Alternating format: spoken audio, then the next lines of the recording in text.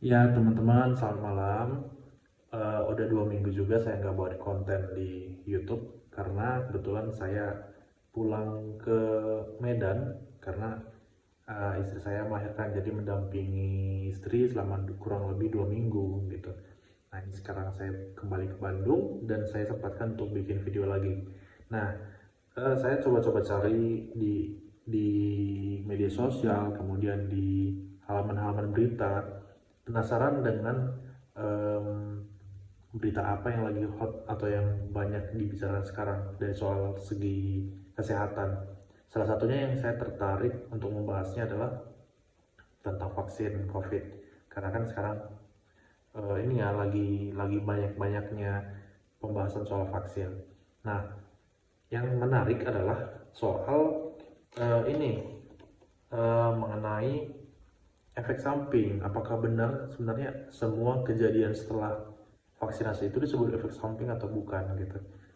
Satu kasus yang cukup menarik perhatian saya adalah kasus yang terjadi di Sukabumi, yang seorang guru mengalami kelumpuhan setelah divaksinasi.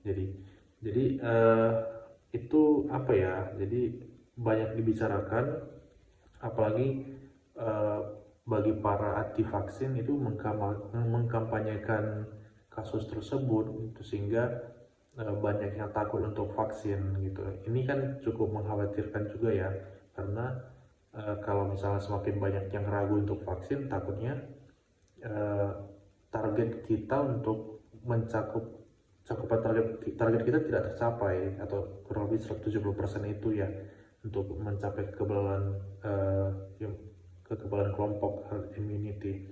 Nah, jadi saya ingin memperjelas eh, sebenarnya eh, apakah memang benar itu efek samping atau bukan gitu ya.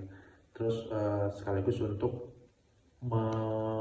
menegaskan bahwa kita tidak perlu setakut itu untuk divaksin karena ada penjelasan ilmiahnya. Jadi di sini saya akan jelaskan kenapa sebenarnya kita tidak harus takut divaksin hanya gara-gara efek samping atau efek pasca vaksinasi gitu. Nah, ini coba cari di Google ya, di Google soal lumpuh setelah vaksin. Nah, ini banyak banget nih. Nih kita lihat nih ada KIPI, ini guru di Sukabumi lumpuh setelah disuntik vaksin, kronologinya banyak banget. Jadi itu cukup viral lah, cukup viral. eh, Bukan virusnya yang viral ya, tapi beritanya viral.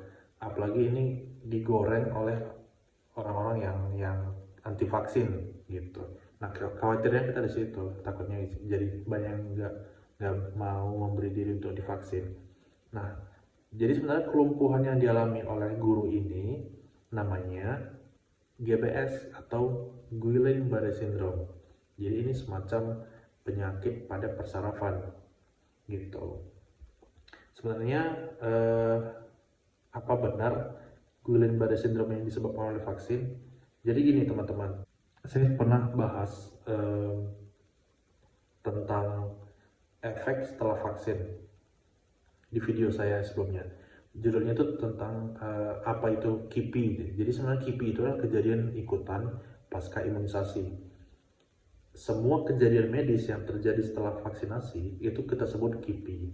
Nah, KIPI ini belum tentu akibat vaksin. Jadi bisa kaitannya dengan vaksin ada, atau bisa juga tidak berkaitan.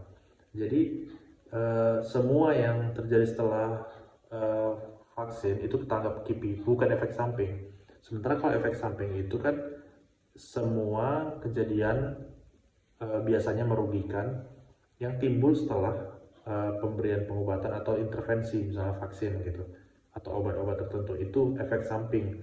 Nah, kalau kasus yang seperti ini, lumpuh ini kita anggap, atau Guillain-Barré syndrome ini kita anggap sebagai KIPI. Jadi kita belum tahu nih sebenarnya GBS ini disebabkan oleh vaksin COVID atau enggak, kita belum tahu. Nah, jadi untuk menginvestigasi itu perlu suatu komisi, kita sebut Komnas KIPI di Indonesia, untuk mencari tahu apakah benar GBS yang terjadi ini disebabkan vaksin atau enggak gitu. Saya dapat satu jurnal yang cukup bagus dan uh, sempat saya baca beberapa hari lalu tentang Guillain-Barré syndrome ini dari MSD Manuals nih. Jadi coba kita lihat ya.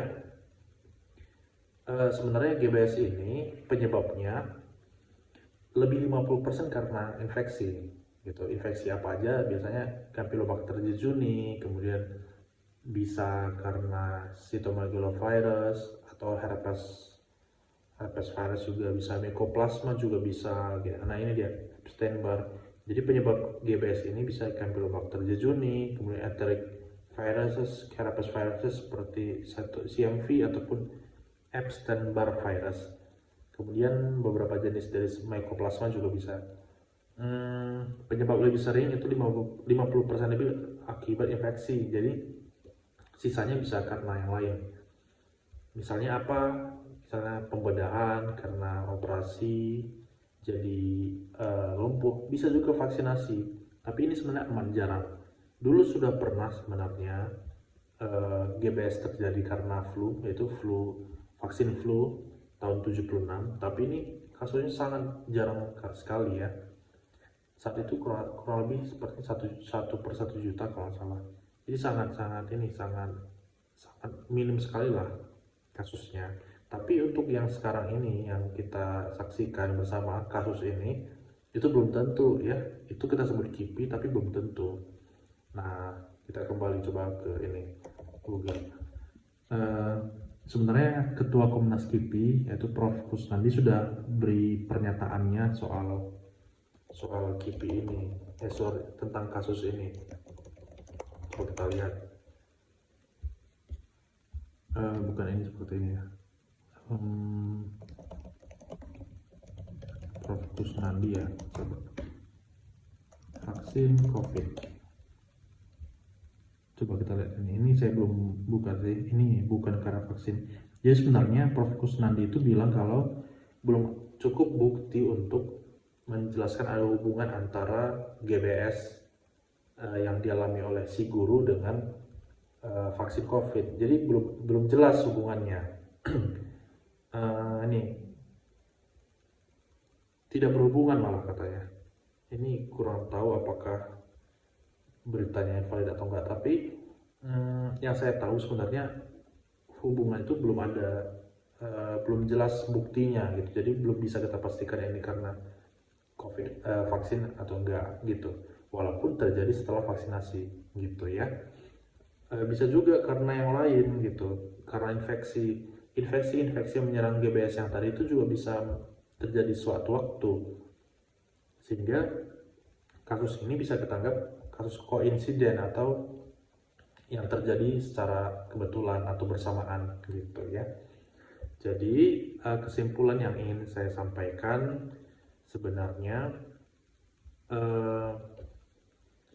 apapun kejadiannya setelah vaksinasi itu belum tentu efek samping ya, belum tentu. Bisa juga itu terjadi karena hal yang lain yang mungkin menyertai atau mungkin kebetulan aja terjadi gitu. Jadi kita harus bijaklah dengan informasi-informasi, karena nantinya kejadian apapun yang terjadi setelah vaksinasi itu akan terus digoreng oleh orang-orang yang anti vaksin, percayalah. Jadi sampai detik ini aja sudah banyak yang istilah digoreng lah ya, tentang pembekuan darah, kemudian kelumpuhan ini, kemudian ada kematian setelah vaksinasi, itu banyak sekali. Jadi kedepannya pun nanti kalau misalnya ada kasus yang aneh setelah vaksinasi pasti akan juga di up ke media, kemudian para anti vaksin dan konspirator juga akan sering bahas. Jadi kita yang penting tetap ini aja ya, tetap hati-hati dengan informasi.